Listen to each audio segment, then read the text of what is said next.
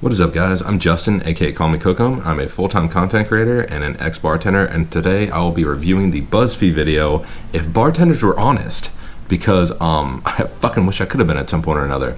But before we get into that, do me a huge favor, guys. Hit that little subscribe button down below, hit the little bell icon to know exactly when I post videos, and if you haven't already, go ahead and do yourself a favor and myself a favor in the process.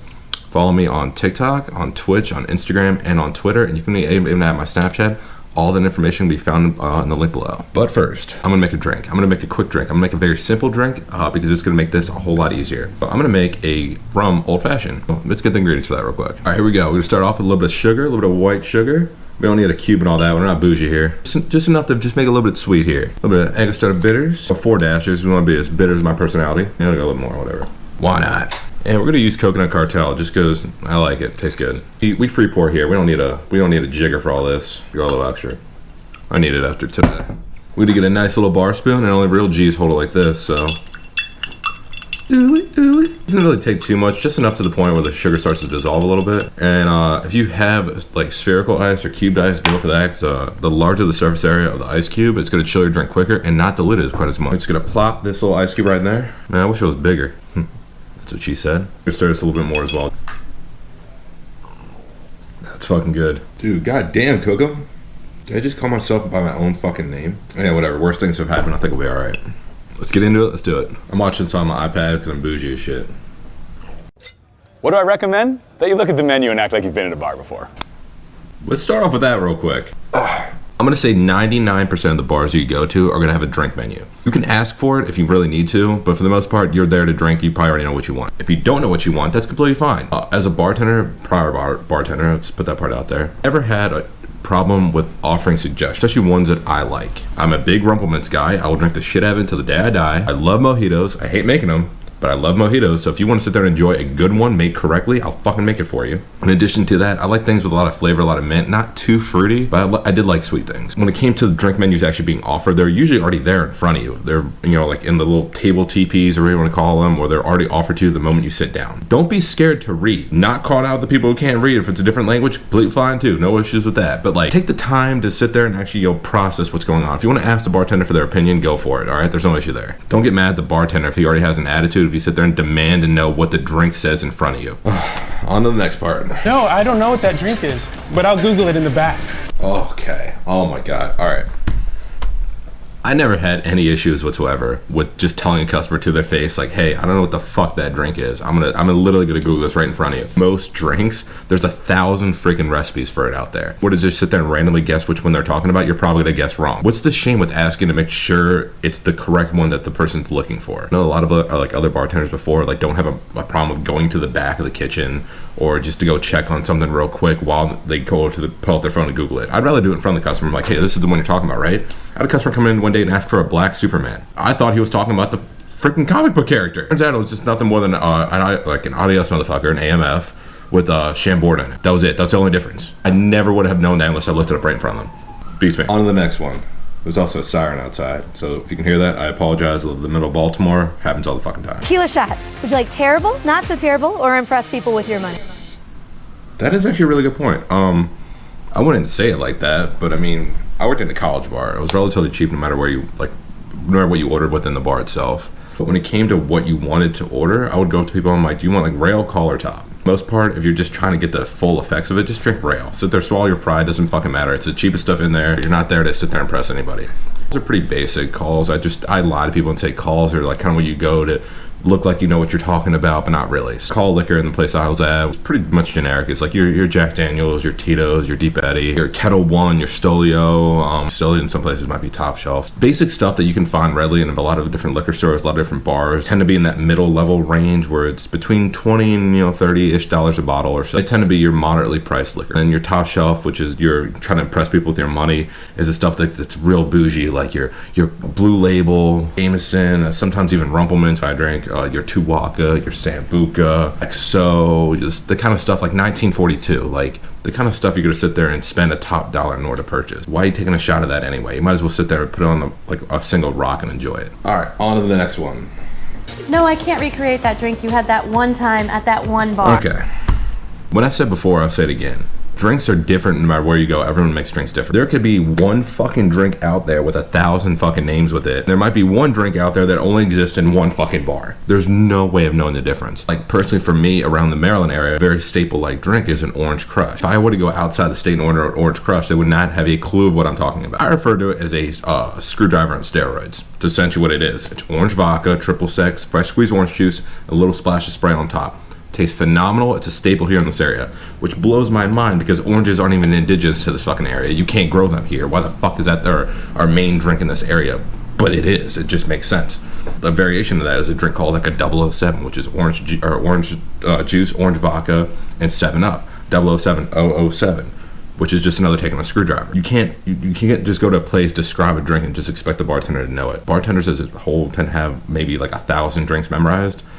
Maybe I wouldn't even go that far, maybe like 100. We don't know the tens of millions that have been out there. Like there's so many different variations out there to the point where there's no way of truly knowing unless you ask. $12 cocktail I made with the cheapest booze we have. Enjoy. If you're gonna come into a bar and ask for some super complicated drink or some drink that has 7 or 8 different liquors in it, you're not gonna get top shelf shit. Unless you watch the bartender pour that drink, they're fucking lying. If you go to a bar and ask for a top shelf Long Island, I'm sorry, but you are trash. You know what? No, I take that back. I'm not sorry. I'm not sorry at all. Don't order Long Islands, all right? If you're there to get drunk, don't order a fucking order a fucking shot, okay? There's no point in drinking a Long Island. There really isn't. I don't understand. They taste like shit, all right? And if you say they taste good, it's because you don't have taste. Fucking at me. I don't care. If you want a real drink that tastes like tea, get a drink with fucking tea in it, okay? A Long Island doesn't have tea in it. It's vodka, gin, rum, tequila, triple sec, sour mix, and Coke. In the general area I'm at, I know there's some places that don't even have tequila in it. I know there's some places that don't have gin in it, okay? I get it. You want to sit there and argue with me about that one? That's completely fine. We can get it in the comments if you want to. There's always going to be variation. Just don't order drinks with that many ingredients in it. Order something off the menu or order something almost straight up. It's quicker, it's cheaper, it's much more straightforward. You'll get a lot better of a reaction out of it. Trust me, you'll get better results. Period. And next, It's definitely a picture of your sister. I'll take all the money I can get. people, there's this common misconception that bartenders and bouncers don't want to serve you because your ID is fake or it looks fake. In reality, we don't give a shit. We really don't. If you're gonna sit there and not cause a problem, pay your tab. At the end of the day, as long as they don't get in trouble, as long as we don't get in trouble, we don't give a shit. I mean, I feel as if I can safely speak for all bartenders out there. Not out here to ruin your night, to act old or just prevent you from having fun. I don't give a shit, all right? Especially if it's clearly someone in your family. We don't care. We really don't care. I don't care how fake your ID is, all right? I don't give a shit. Pay your tab, tip, don't cause a problem, don't steal shit, don't break anything, don't cause a fight. Be a half-decent human being and we'll shut up. Tell me I'm wrong. Oh, you don't want to give me your credit card because you think I should trust you, even though we've never met. Oh my God. All right. If you're going to start a tab, especially in America, I know it's not a thing in overseas or a lot of different places, but starting a tab here in the United States is pretty simple, right? Offer up a card as like collateral. They're essentially open a tab. And that way, if you walk out, if you get too drunk and there's an incident that occurs, the bar is covered, the bartender is covered as far as the payment being made for that product and for that service being provided. Don't take it as an insult if we don't trust you, we don't know you, all right? If you are a personal friend, a family member, a patron who comes in there a lot, like a regular, that's a bit of a different story, but that would still be up to the bartender in order to make that decision. I will gladly take a fucking card from some of my friends. My friends are, drunk, oblivious idiots, so might just walk out because I don't pay attention. That's completely fine. But I also know at the end of the day that I can come find them again. Not only do they pay their tab, they're gonna tip the shit out of me. Never had a problem with that before. Might have had a problem with that once or twice before. I put that on myself for even being in that situation beforehand. I'd swallow, I'd eat the tab, I don't care. Things happen, we get it. I'm judging the shit out of you for your drink choice. I will always make the drink for the customer as long as I have the ingredients there, but I will always give you a hard time about it. It's fun to me. Judging people's fun. I'm not even sorry to say that. If you're some small little girl, you come in and order like a double Jack Daniels neat, I'm a little scared of you. Not because it's like a tough drink, but for the sole purpose of like, don't like Jack. I've had so many bad experiences with Jack Daniels. In that situation, every single time I drink Jack Daniels, weird things happen. Not bad things, weird things. As in, like, one of the last times I had a night of just Jack Daniels, I called my ex all night, whatever, shit happens. I woke up in the city next to mine, whatever, things happen. At a house party with all my brother's friends that I hadn't seen in 10 years. And I don't know who I was with or how I got there. Like I said, not bad things, weird things.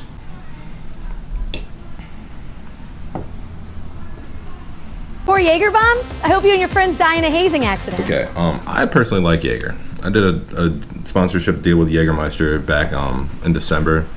I have a Jaeger. You know what? Fuck that. I'm wearing the one. Let's go.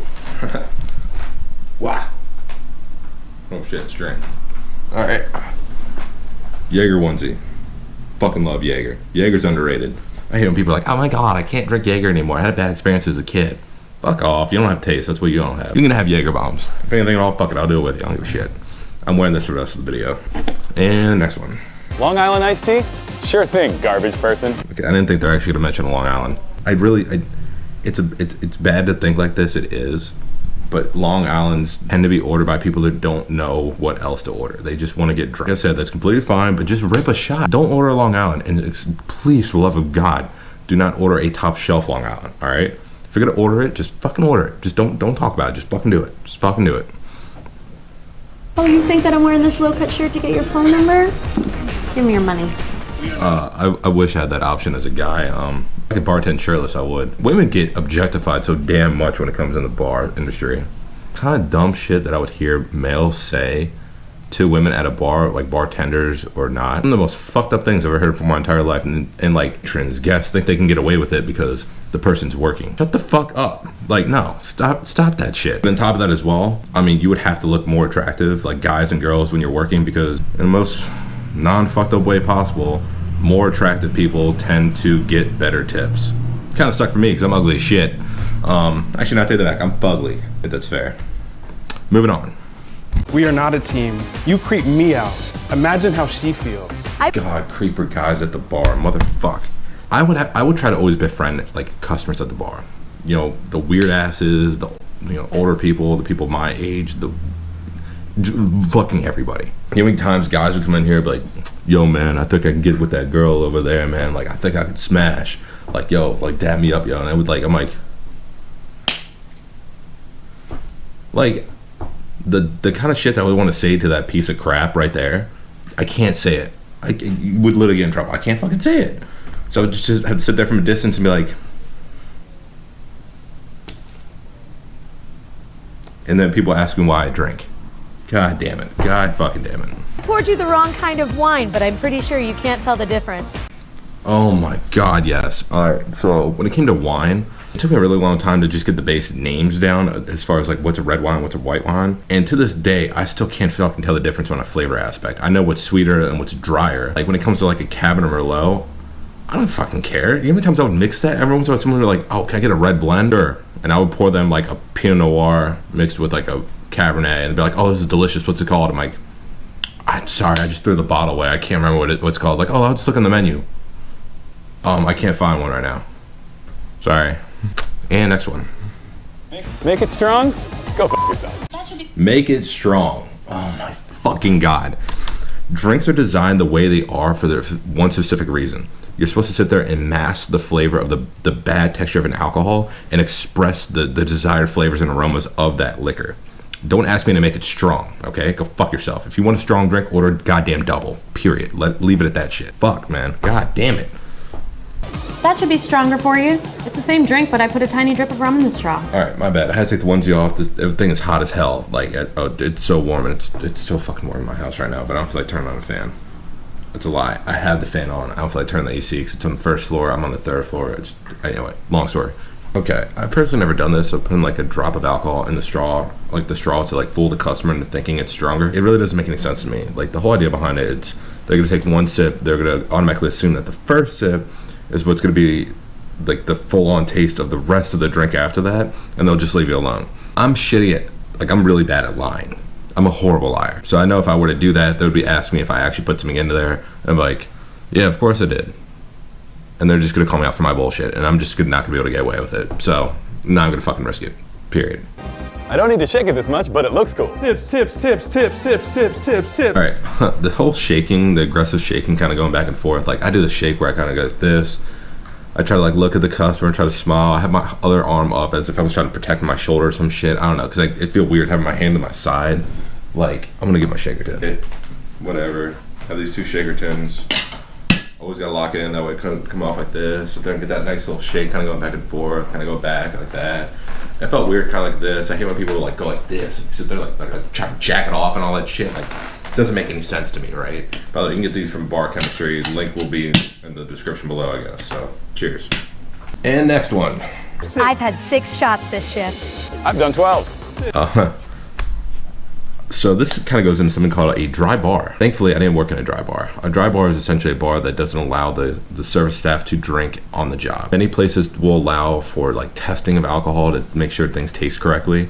And other places don't allow it drinking in any way whatsoever. I was fortunate enough the place I was working, I was allowed to drink on the shift, but essentially if you made a fool of yourself, you made a bad decision, it was on you, clearly because you're intoxicated. Drinking on the shift, kind of frowned upon from the public, but as a bartender, from a bartender's perspective, it's fucking needed. Like you have to deal with so much random bullshit of like people on a consistent basis coming up to you, just handing you just problem after problem. You almost feel inclined to have to drink, right? Plus, it doesn't hurt when a customer wants to come up to you and buy you a shot and tip you on top of that. Oh, so you make a sale and you get paid on top of it to do so, and you get to drink for free. Sounds like a winning combination to me. I would consistently drink almost every single shift, morning or night, didn't really fucking matter. And then on my days off, I'd drink more. I was definitely alcoholic back then. I had a lot of problems, and now I feel like I hardly drink at all. Although 6 to 12 shots in like a single shift, maybe I did have a serious problem. I definitely did a lot more than that. You've been watering down your drinks because you're turning into a drunk asshole. I've done this. I've done this plenty of times. If you're gonna come up to me and I really have either tried to cut you off or just don't have the balls to do so, I'll serve you a weaker serving that drink. Or like if you come up to me and I can like fake the drink and pretend to put alcohol in it, but not really, just being straight mixer, I'll do it. I don't care. Like I'd rather you feel happy, still pay your tab and tip, than you get pissed off, get kicked out of the bar, and never come back again. I'm looking out for the betterness of the restaurant, of everything else going on. I did my best, okay? Fuck. Whatever. This is basically just Sprite and fruit juice, but you're too drunk to realize it. Sprite and fruit juice. I never did that one before, but sometimes like someone will come up to me and ask for like a green tea as a drink, but they're ordering it like this, like they're all fucked up and shit. You're getting a glass of sour mix with like a little splash peach schnapps on top and maybe a little bit of ginger ale on top, and they're like, oh my god, that's a green tea drink, you'll love it. No, it fucking isn't. There's nothing in there. There's really nothing in there. I don't know why I was fucking lying at all. You were here first, but she's more attractive, so I'm gonna go with her. Okay. I don't like to play prejudice. I don't like to sit there and play favorites. I try not to go to the more attractive people first. I did try to serve customers that come to the bar in order. I had a system, especially on like a busier night, because I worked in the college bar, very speed, very fast, like pacing bar. It's a lot more about quantity over quality of a product, which I know you shouldn't have to sit there and pick the difference between the two, but if you're in the bar industry enough, you know there's a difference. So I would usually work like the circle area, like the point section of the bar. I would start for one section, I'd go in a circle. If someone tried to take place of somebody in that time period and I noticed, I'd try to skip over them, and I would just go in a circle over and over again. I didn't play prejudice, I didn't try to sit there and pick favorites.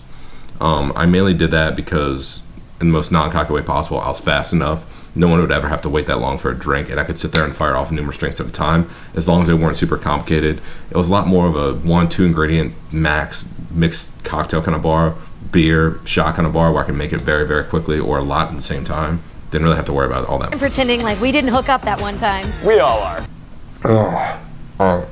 So yeah, I've slept with patrons before, I've slept with customers before, I've slept with staff members before.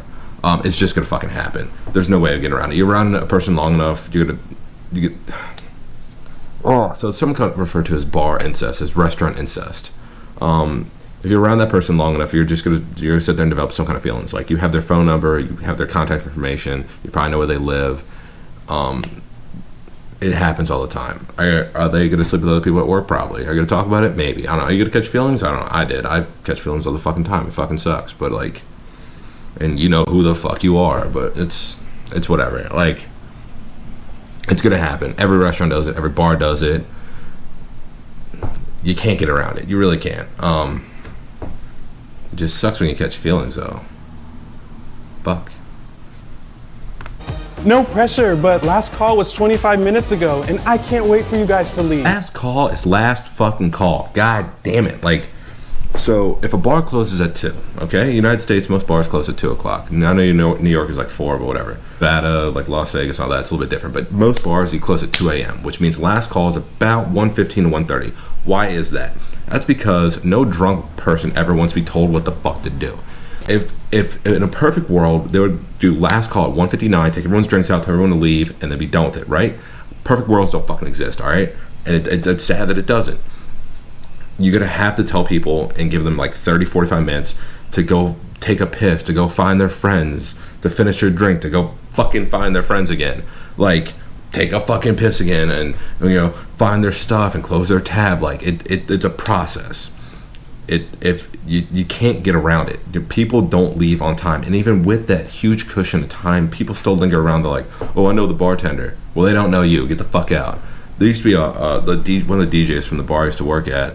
One of the last things he said is that, as a joke, I mean, I will say it's a joke. I don't know, he might be kind of serious.